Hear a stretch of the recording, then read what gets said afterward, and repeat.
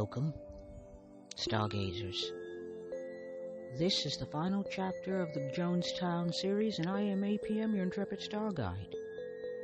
And today we're going to explore the stars to continue to speak of this tragedy and its lasting impact. So, if you like what you're hearing, please like, share, and subscribe the podcast around so others can find it with greater ease. And if you want daily updates on what's going on in the skies, please subscribe to our newsletter called the Daily Stargazer. You can also find us on at the Outlaw Astrology on Instagram, the Outlaw Astrology on Pinterest, and also we have a YouTube channel, and you will find those links below in the show notes. Thank you very much for listening, and now on with the show. Okay, so we're going to start with a brief get you up to speed. We're going to set the stage, get you up to speed, and then proceed from there. So, when we last were here, the massacre was very well on. That means that the revolutionary suicide is what it was called, had gone off. And a lot of people ended up being dead, one of which happened to be Jim Jones himself, who died at the age of 47 from a self-inflicted gunshot wound. Along with the deceased was also Congressman Ryan and a cameraman from NBC, just to name a few, who were not members of the People's Temple. There were eventually survivors, of course, for different reasons, but as it stands, it was a very volatile exit. An event meant, perhaps, to send a message. The message being that socialism, or a socialist utopian ideal of a community, was just not meant to survive in the challenging times of that particular world of the late 70s. And there was a lot going on at that point. So we're going to now step into the aftermath. Okay? So as of my current research, there were 85 surviving members of the event. Now, some slipped into the jungle just as the death ritual began. One elderly gentleman hid in a ditch and pretended to be dead. Another elderly woman hid in her dormitory underneath the bed and waited, and then emerged after to find everyone dead. Well, at least everyone else was dead. 3 high-ranking temple officials were given an assignment, allegedly, to transfer monies from the People's Temple to the Soviet embassy, and they escaped death. One of those people would go on 4 months later, on the 13th of March, which we might look into, but who then committed suicide right about the time of a news press conference. It was actually during that press conference when he was discussing that what happened in Jonestown was in fact justified and not the fault of the People's Temple members. It was the fault of the government. Okay? The basketball team for Jonestown was at a away game and survived. Others hid in dormitories or away from the community, allegedly on business when the death ritual unfolded. One survivor suggested that the previous practice, the day's lunch, was grilled cheese sandwiches and may have been tainted with sedatives so that the members would be subdued and easily would go along with the ritual suicide. There was later in a 2007 interview with a forensic psychiatrist for a program called Most Evil, that this temple member stated the belief that Jones had the guards allegedly pose the dead bodies of Jonestown's residents to make it appear that more people had willingly committed suicide than had not. It is currently the belief that some of the people in Jonestown did not choose to take their own lives and were forced to do so. So that's not unlikely. The count is 909 people total, and it is considered the greatest loss of single civilian life in American history. And it was considered a deliberate act until September 11th, 2001. Another 4 died after, and they have a recording as what is called the death tape to give a good idea, or at least the best idea, of what the timeline was to those events. So as it stands at this point in time after the 18th, these are the events that currently hold. In the aftermath, Jones had 3 adopted children who did survive and were put under police custody and surveillance. They were the ones who went to the Guyanese embassy, and alerted authorities as to what had happened at Jonestown, and that was when the Guyanese military arrived, followed eventually by the American authorities, and who were there to help with the rescue mission, or the recovery mission, as it were. So the Temple basketball team identified bodies, and such as it was, that's how that went. Some of the survivors who were there to do the recovery were absolutely awe-inspired and heartbroken when they saw how many children were amongst the deceased. They found it very difficult to do the job of identifying, recovering, and moving bodies all around. And at one point, one of them said that it did cause PTSD. This was beyond the scope of what any of them had ever seen or experienced, and most people did not understand. And one of the aftermaths was the perception in the mind of everyone around was that this type of thing it frightened a lot of people. And it would not be the first of such events. It just would be the largest one that would, speak to human consciousness and public consciousness. And it started to, taint the idea of communities like this, because of what usually happens. And to be clear, it's usually a very set story with a very set script. Okay, so the chart we're going to look at first is the 4th of December. Now, why are we looking at the 4th of December? Well, here's why. The 4th of December was when the People's Temple was officially considered to be defunct. And on that particular day, the sun was in Sagittarius. Now, Sagittarian energy is connected to belief systems, because Sag energy is always questioning, seeking, experimenting, exploring. Now, at this point, I have cast this as a transit on Jim Jones's chart, because we do not have times for these, and it's very difficult to cast a chart that makes sense when you don't actually have a time. It's more effective if you do.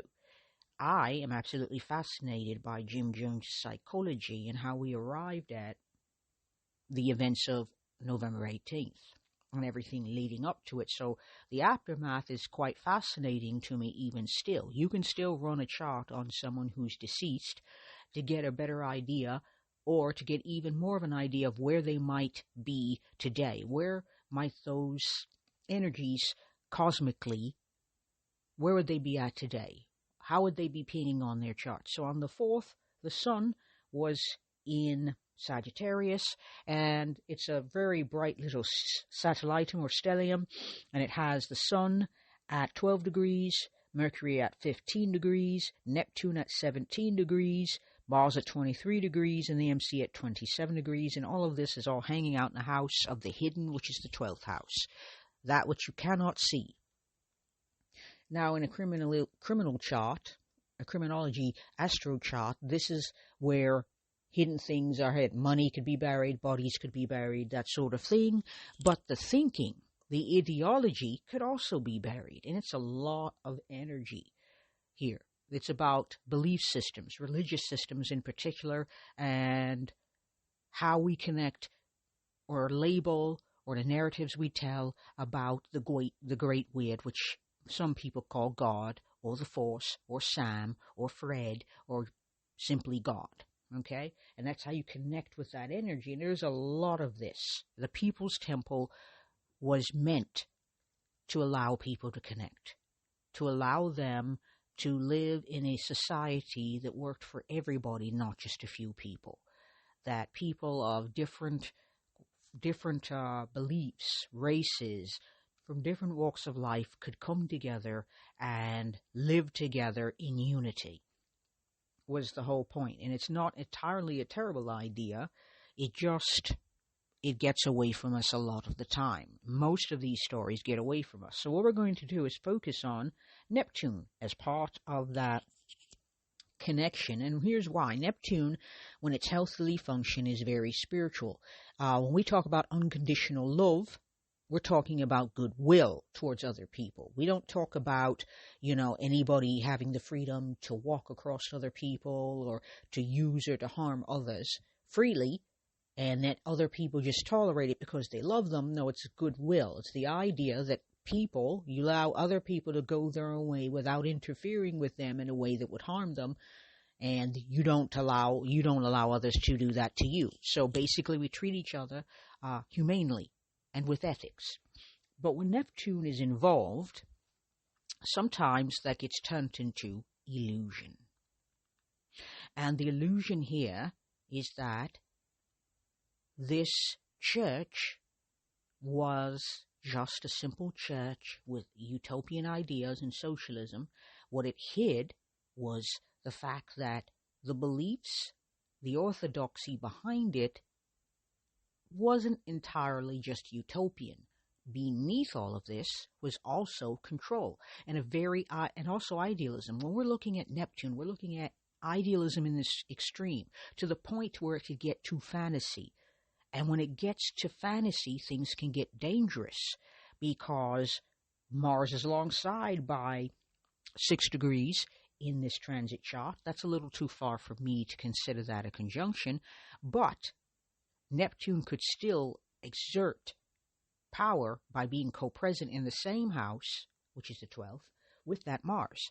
And Mars would be going with conviction. I believe in what I'm trying to do.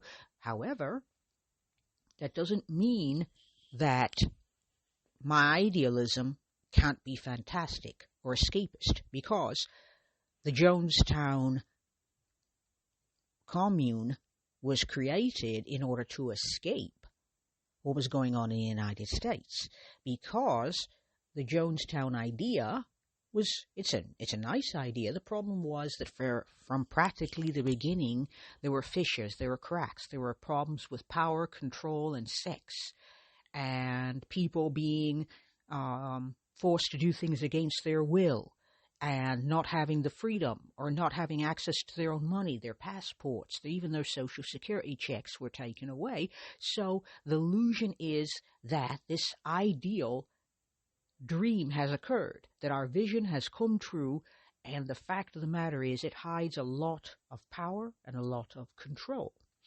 Now on the 4th, Pluto was at 18 degrees of Libra.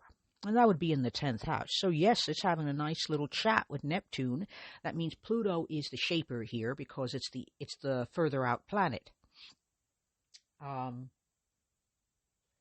Well, technically it would have been the further out planet. Actually, at this point, Neptune was the furthest planet for about 20 years, and it would be in another 2 years. So about the next year, Neptune would be the furthest out planet because Pluto's orbit would have taken it within Neptune's orbit, so it would have been between Uranus and Neptune would be the furthest out until 1999. But at this point, it was still the furthest out planet, so it's the shaper here in a sextile, which is a nice little high 5, it can be a supportive energy, but can also be a detrimental energy. Sextiles can be helpful, but here's the problem. They can also help situations that are not for our best. Yes, they can help us, but it depends a lot on us and what decisions we're making. If we're making decisions using bad information, or because we're angry, or because we're sad or frightened, that sextile will be pulled toward more an giving us ill-gotten gains rather than useful gains. Keeping in mind, just because a sextile is a sextile does not mean that it's all good and you don't have to do anything and you don't have to make wise choices. If you make poor choices, a sextile helps those poor choices succeed just as surely as it will help us, support us in our good decision making. And so Pluto is in a pretty tight connection with Neptune, and what we wouldn't be seeing is how power and control would be supported and taken care of with Pluto's energy. Pluto is a planet of extremes. It is also in Libra, it's about transformation in relationships, evolution, ideally.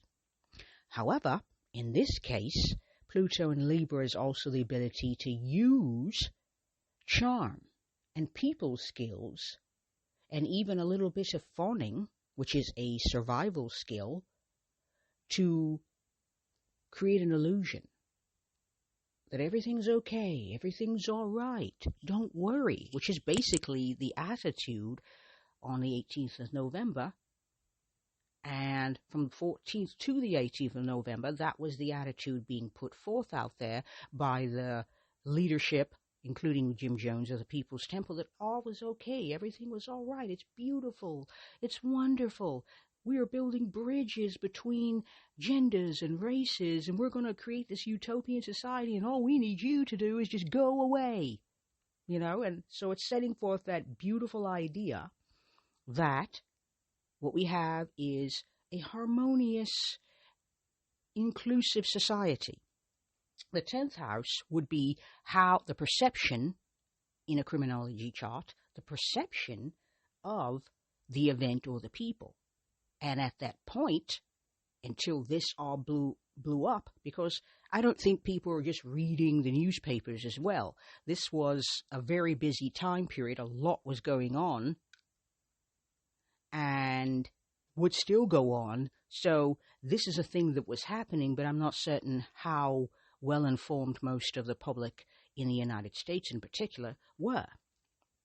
And I believe, because natally, Jim Jones had his MC at 27 degrees in Libra, so he was very well versed in being charming and friendly, affable. He presented well. He had connections with the politicals of the time, a vice president, a first lady, a presidential candidate. All these people would have spoken well for him because he knew how to present himself well. Pluto turning up is very transformational. It can be wonderful, or it can be extreme. And in this case, it tended towards the extreme. Now, when it comes to the survivors, healing is a curious thing. Everybody eventually went forth to live their lives. If you look at certain documentary footage, you'll find people who did survive. One was a young woman with a child who gave interviews about her experience and was not very well treated, from my opinion. The press was very adversarial toward her. They were not empathetic. They basically blamed her, told her she was a bad mother, and she had survived. She walked away from Jonestown, and all of them said something along the lines of, well, would you have gotten your kid to drink poison? And she said, no, I wouldn't have gotten my kid to drink poison. They said, well, we don't believe you, etc. And I'm thinking, okay, so you have to understand, not everybody was sympathetic to the people of Jonestown when they came back. And I think probably more than a few of them wanted all of this to end and to go away, and more than a few of them probably quietly disappeared and tried to start their life over because they were being held to task. One, because they're thinking people thought them gullible, allegedly thought them gullible. Others would say, why would you join such a temple with such a maniac? So at that point, some of the aftermath would have been a furious, public firestorm in which the survivors were seen as opposed to being seen as people to be sympathetic to, were seen as perpetrators. Now, one way or another, I'm not going to say beyond what I have said about that particular young woman who had escaped and had survived with her child. Her child was sitting right on her lap, so there was no need to weave a narrative opposite other than what had happened. I understand how people might have come to these conclusions. We still have a very charged relationship with cults. And we often, and I put myself in that group, I too have asked the question, how this can happen. How could this possibly have occurred? And when you listen to survivor stories, and like I said, if you listen to Watch Paradise Lost, and there is one also on some of the platforms have different Jonestown documentaries available, you get to see different ones from different points of view. Even one of his children, who was a survivor, who said that they didn't get involved because they wanted to be used and abused. It's because they were part of something bigger. And if you notice, anytime a cult suddenly appears and then in a blaze of glory, according to the cult members, suddenly does something that is beyond comprehension, as in they commit suicide, we all come to that conclusion. We all ask ourselves, well, how could they have been so foolish? How can they be taken in? Easy. They wanted to be part of something bigger. No perpetrator, no cult leader ever walks up and says to anybody, hey, you know what I'm going to do? I am going to ask you to drink poison flavor aid. And by the way, the term don't drink the Kool-Aid, or he drank the Kool-Aid, or she drank the Kool-Aid, or they drank the Kool-Aid, comes particularly from this event. And it wasn't Kool-Aid, by the way, stargazers, it was flavor aid. So let's be factual here. I know I'm nitpicking, but we want to be factual as much as possible, okay? And so that's where that term comes from. These people wanted to be part of something bigger. They wanted to create a better world than the one they lived in. That in itself is very noble. And there you will find Neptune-type energy. It's the idealism that we can be better than what we are today. And it's that stellium in Sagittarius, in the people's temples, what I would call the defunct death chart, that said it started out very idealistic. It started out with the belief that we can expand, we can grow, we can learn, and we can do it together. And that we are motivated by the truth and the search for wisdom. And that Pluto, in its best form, would be transforming relationships to each other and transforming how we see each other, because the 10th house is the public perception in a criminology chart. And the idea was meant to build bridges of relationship, right relationship with each other, where we reach out a hand in goodwill, that's Neptune, towards Pluto, to build bridges and unifying ideologies. Ideally, that was the dream of the People's Temple, and it just didn't go that way. Now, the North Node at that point was hanging out alongside the descendant in Virgo. In this chart, so it's in Virgo in this chart. And what that means is that to be of service, to help, which is wonderful. There is a saying, and the saying is as follows: the road to hell is paved with good intentions. Now that North Node is squaring that Mars energy, because the North Node is in Virgo, which is mutable Earth, and Mars is at 23 degrees of Sagittarius, and that is mutable fire, and so those two are in a square. That's a challenge, meaning that idea, that evolutionary drive to serve, to make society, to make belief society, our worldview more efficient, more in service to the people, not to just a small few who control things. And that the energy is to seek truth, to seek wisdom, but also to serve. And those two energies, when you're trying to make something that's fantastic and ideal, live practically, because this is bringing an ideal and making it practical so that it can manifest here on Earth. And there is a lot of tension here.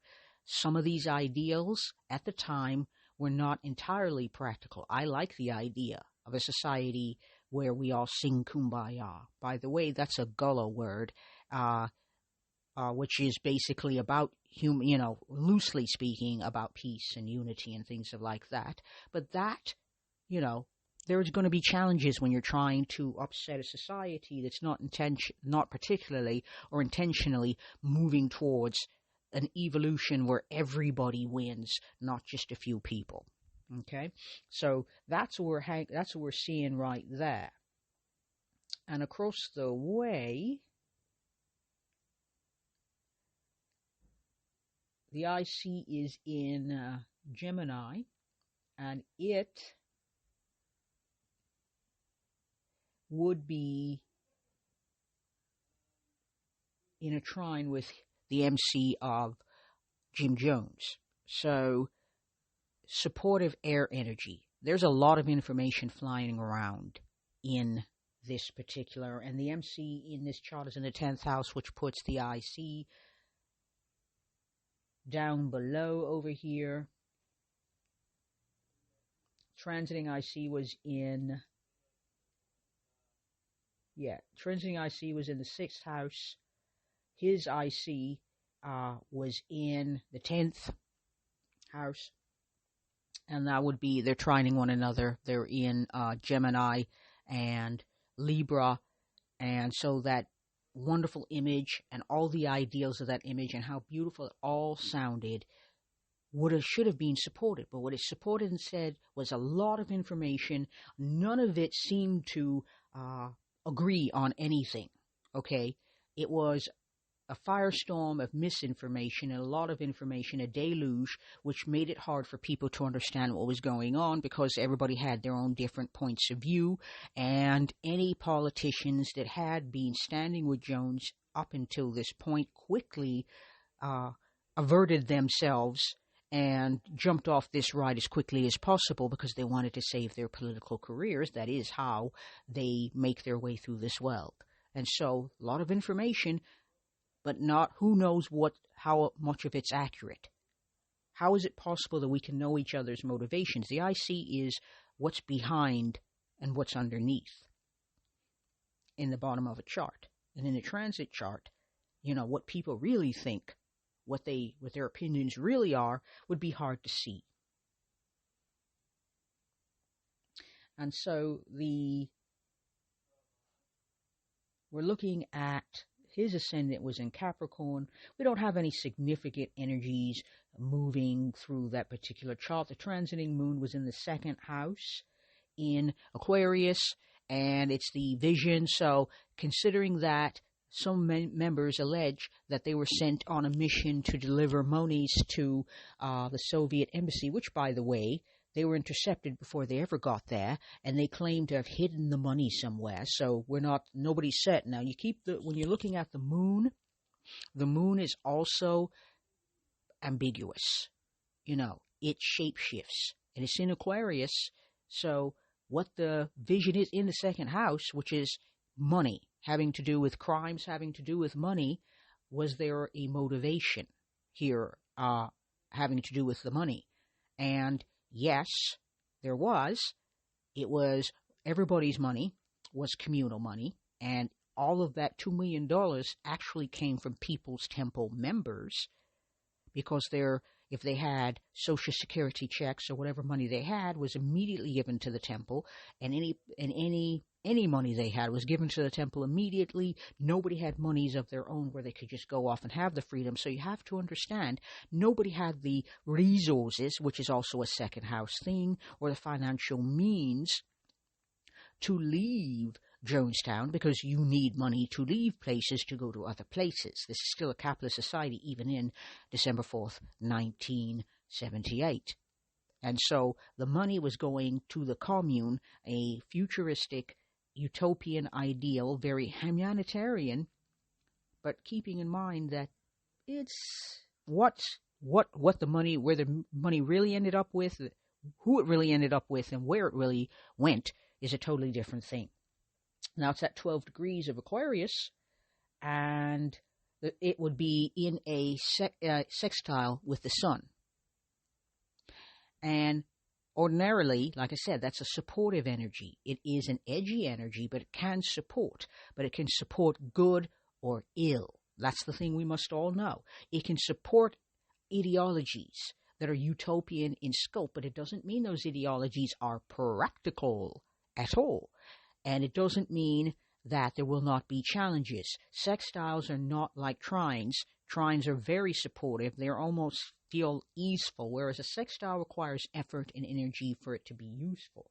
So they would need to still, and even at this time, the People's Temple, even when as it was moving toward being defunct and past, people were still trying to keep it going. There were members who were part of the inner circle, or at least close enough to it, to want to go back to the United States and decide to take membership of the People's Temple, because they still believed that the ideals of the temple were still good and still could prosper.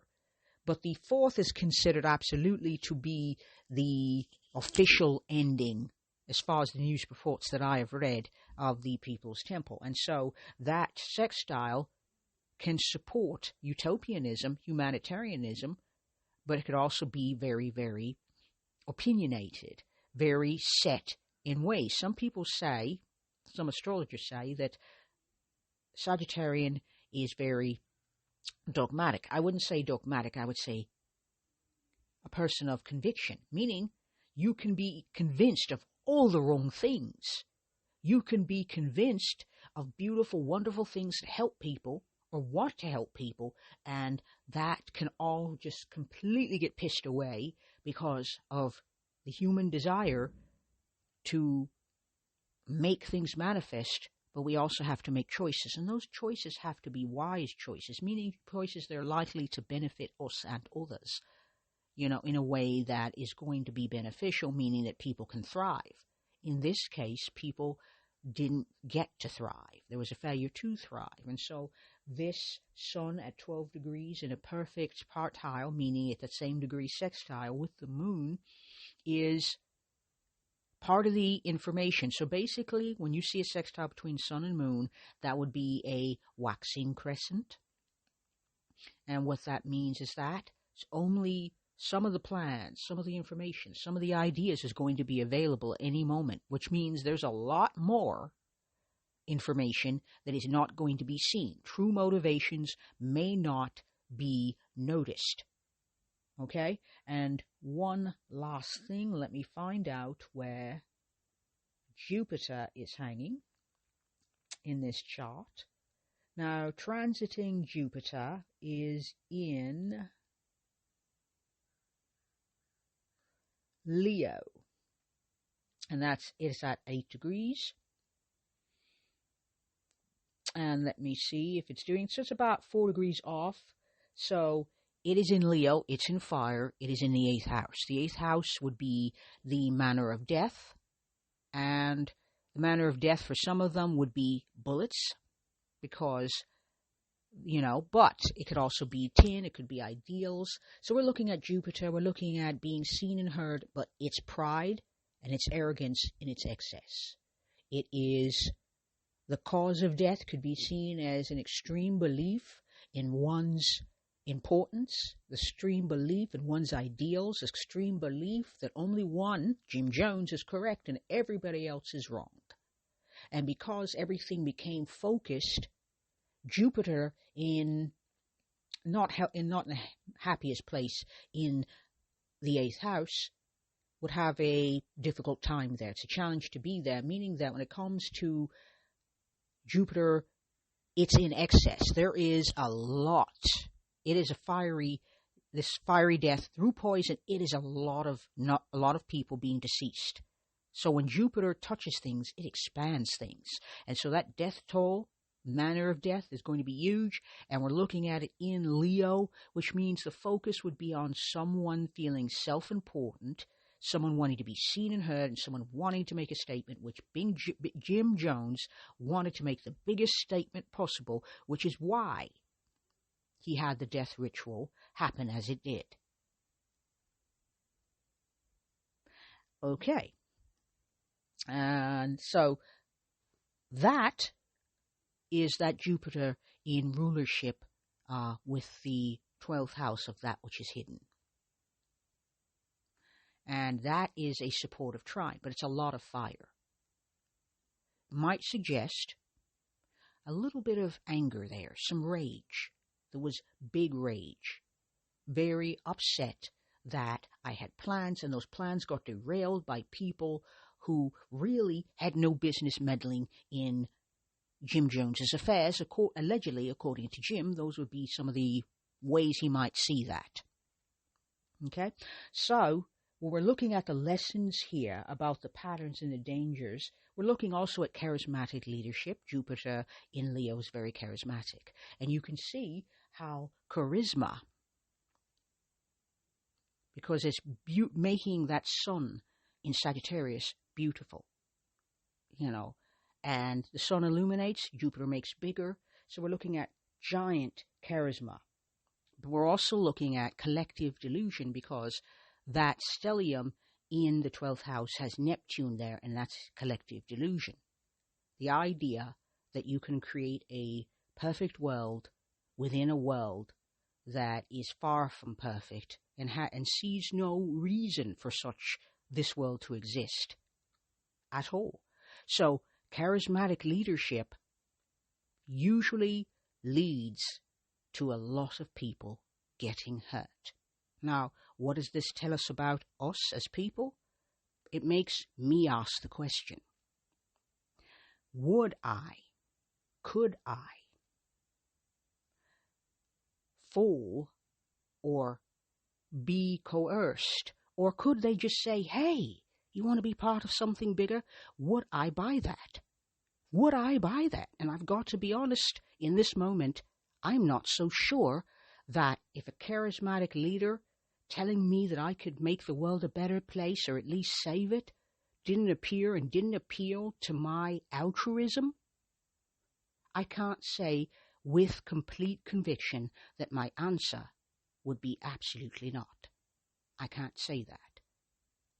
And that is what the Jonestown story currently has done for me. It makes me question, am I so sure that I could withstand a charismatic leader who is well-spoken and has great people skills? Could I withstand that high charisma? And the answer is, I'm not so sure. Okay, so those are some of the thoughts. Now, as we close this series, let's ponder that the stars do not tell stories of tragedy. The stars illuminate paths to healing and to understanding, which is what I want to do here with this particular topic and the topics for Season 9. So, may we learn from the past as we navigate our cosmic journey forward. Thank you for joining me, APM, on this powerful exploration. And until next time, keep questioning, keep seeking, and stay true to your own cosmic path. Peace.